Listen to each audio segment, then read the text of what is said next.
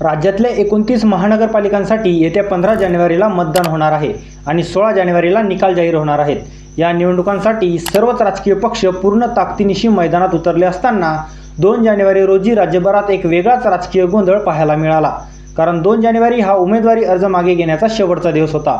याच दिवशी मोठ्या संख्येने उमेदवारांनी आपले अर्ज मागे घेतले आणि त्याचा थेट परिणाम असा झाला की मतदानाआधीच तब्बल 67 उमेदवार नगरसेवकपदी बिनविरोध निवडून आले। विशेष म्हणजे या बिनविरोध निवडून आलेल्या उमेदवारांमध्ये सत्ताधारी भाजप, शिंदे गटाची शिवसेना आणि अजित पवारांची राष्ट्रवादी काँग्रेस यांचाच भरणा अधिक होता। राज्याच्या राजकारणात याआधी कधीही इतक्या मोठ्या प्रमाणावर बिनविरोध निवडी झालेल्या नव्हत्या। त्यामुळे या घटनेची चर्चा राज्यभर सुरू झाली आणि अनेक प्रश्न उपस्थित झाले। या सगळ्यावर आक्षेप घेतले जाऊ लागले। विरोध पक्षांनी आवाज उठवला तर खुद्द विधानसभा अध्यक्ष राहुल नार्वेकर यांच्यावरही आरोप होऊ लागले। इतकंच नाही तर इतक्या मोठ्या संख्येने नगरसेवक बिनविरोध निवडून आल्याची दखल थेट राज्य निवडणूक आयोगाने घेतली। आयोगाने या संपूर्ण प्रकरणाची चौकशी करण्याचे संकेत दिले। नेमकं घडलं काय? एवढ्या मोठ्या संख्येने बिनविरोध नगरसेवक कसे निवडून आले? यावर नेमका आक्षेप काय आहे आणि निवडणूक आयोग कशाची चौकशी करणार आहे हे समजून घेणं महत्त्वाचं ठरतं। सर्वप्रथम बघूया की राज्यभरात कोणत्या पक्षाचे किती उमेदवार बिनविरोध निवडून आले। उमेदवारी अर्ज मागे घेण्याच्या शेवटच्या दिवशी भाजपने बिनविरोध निवडीमध्ये स्पष्ट आघाडी घेतली। राज्यात भाजपचे तब्बल 45 उमेदवार बिनविरोध निवडून आले। त्या खालोखाल एकनाथ शिंदे यांच्या शिवसेनेचे 19 उमेदवार आणि अजित पवारांच्या राष्ट्रवादी काँग्रेसचे 2 उमेदवार बिनविरोध निवडून आले। विशेष बाब म्हणजे भाजपचे प्रदेशाध्यक्ष रवींद्र चव्हाण यांच्या कल्याण डोंबिवली मतदारसंघात सर्वाधिक बिनविरोध निवडी झाल्या। या मतदारसंघात भाजपचे 15, शिंदे गटाचे 6 असे एकूण 21 नगरसेवक बिनविरोध निवडून आले। पुणे जिल्ह्याचा विचार केला तर पुणे आणि पिंपरी चिंचवड महानगरपालिकेत भाजपचे प्रत्येकी 2 असे एकूण 4 नगरसेवक बिनविरोध निवडून आले। उत्तर महाराष्ट्रातील 4 महानगरपालिकांमध्ये एकूण 17 उमेदवार बिनविरोध निवडून आले असून त्यात भाजपचे 10 आणि शिंदे गटाचे 6 उमेदवार आहेत। भाजपचे 6 उमेदवार जळगावमधून तर 4 धुळे शहरातून बिनविरोध आले। शिंदे गटाचे 6ही उमेदवार जळगावमधूनच निवडून आले। मालेगावमध्ये स्थानिक इस्लामिक पक्षाचा 1 उमेदवार बिनविरोध निवडून आला। अहिल्यानगरमध्ये भाजपचे 3 आणि अजित पवार गटाच्या राष्ट्रवादीचे 2 उमेदवार बिनविरोध आले। पनवेल आणि भिवंडी निजामपूर महापालिकेत भाजपचे प्रत्येकी 6 उमेदवार बिनविरोध निवडून आले। तर ठाण्यात एकनाथ शिंदे यांच्या पक्षाचे 7 उमेदवार बिनविरोध आले। मात्र विदर्भ आणि मराठवाड्यातील महापालिकांमध्येही एकाही प्रभागात बिनविरोध निवडणूक झाली नाही, ही लक्षात घेण्यासारखं आहे। आता एवढ्या मोठ्या संख्येने उमेदवार बिनविरोध निवडून आल्यावर विरोधकांनी आक्षेप का घेतलाय हे पाहणं गरजेचं आहे। विरोधी पक्षाचा आरोप आहे की महापालिका निवडणुकांमध्ये सत्ताधारी पक्षांनी पोलीस यंत्रणा आणि सरकारी यंत्रणाचा गैरवापर केला। विशेषतः कल्याण डोंबिवलीमध्ये भाजपच्या उमेदवारांनी धमकावल्याचा आरोप विरोधी उमेदवारांनी केला आहे। ठाणे आणि कल्याण डोंबिवली महापालिकेत भाजप आणि शिंदे गटाचे मोठ्या संख्येने उमेदवार बिनविरोध आल्याने मनसेचे नेते अविनाश जाधव यांनी कार्यकर्त्यासह फिती बांधून निषेध नोंदवला। त्यांनी गंभीर आरोप करत सांगितलं की कल्याण डोंबिवलीत अनेक उमेदवारांना 5 कोटी रुपयांना विकत घेण्यात आलं। कोपरीतल्या मनसेच्या उमेदवाराला 5 कोटींची ऑफर देण्यात आली आणि दिवसभरात तब्बल 100 कोटी रुपयांचा व्यवहार झाला।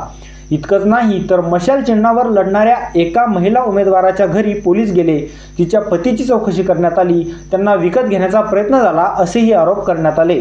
या सगळ्या प्रकरणामुळे विधानसभा अध्यक्ष राहुल नार्वेकर यांच्यावरही गंभीर आरोप झाले। विरोधी पक्षाचा दावा आहे की त्यांनी उमेदवारांना धमकावलं, तसेच काही सरकारी अधिकाऱ्यांवर दबाव टाकून विरोधी उमेदवारांचे अर्ज स्वीकारू नयेत यासाठी प्रयत्न झाले। काँग्रेसचे प्रदेशाध्यक्ष हर्षवर्धन सपकाळ यांनी सोशल मीडियावर राहुल नार्वेकर यांचा एक व्हिडिओ शेअर करत आचारसंहिता भंगाचा गुन्हा दाखल करण्याची मागणी केली। काँग्रेसचे सतीश पाटील यांनीही केवळ महायुतीचेच उमेदवार बिनविरोध कसे होतात, निवडणुकीत प्रचंड प्रमाणात पैशांचा वापर झाल्याचा आरोप करत निष्पक्ष चौकशीची मागणी केली। 2 जानेवारीला अर्ज मागे घेण्याच्या शेवटच्या दिवशी राज्यात अनेक ठिकाणी वाद, आरोप प्रत्यारोप आणि काही ठिकाणी तर एकमेकांच्या अंगावर धावून जाण्याचे प्रकारही घडले। शासकीय यंत्रणांनी सत्ताधारी महायुतीला मदत होईल अशीच भूमिका घेतल्याचा आरोप विरोधकांकडून केला जातोय। लोकांचा मूलभूत मतदानाचा अधिकार हिरावून घेतला जातोय असंही विरोधी पक्षाचं म्हणणं आहे। या सगळ्या पार्श्वभूमीवर राज्य निवडणूक आयोगाने हस्तक्षेप केला आहे। राज्यभरात मोठ्या संख्येने बिनविरोध नगरसेवक निवडून आल्याची दखल घेत आयोगाने मुंबईसह राज्यातील सर्व बिनविरोध निवडणुकांची चौकशी करण्याचे आदेश दिले आहेत। बिनविरोध निवड करताना कोणाकडून दबाव आणला गेला का, कोणाला आमिष दाखवण्यात आलं का याबाबतचे सविस्तर अहवाल आयोगाने निवडणूक निर्णय अधिकाऱ्यांकडून मागवले आहेत। महत्त्वाचं म्हणजे ही चौकशी पूर्ण होईपर्यंत बिनविरोध निवडून आलेल्या उमेदवारांच्या विजयाची अधिकृत घोषणा केली जाणार नाही, अशी माहिती निवडणूक आयोगाने दिली आहे। कुलाब्यातील 3 प्रभागांमध्ये काँग्रेस, जनता दल आणि आमच्या उमेदवारांनी दबावाखाली नॉमिनेशन स्वीकारलं गेलं नाही असा आरोप केला असून या प्रकरणाची ही चौकशी होणार आहे।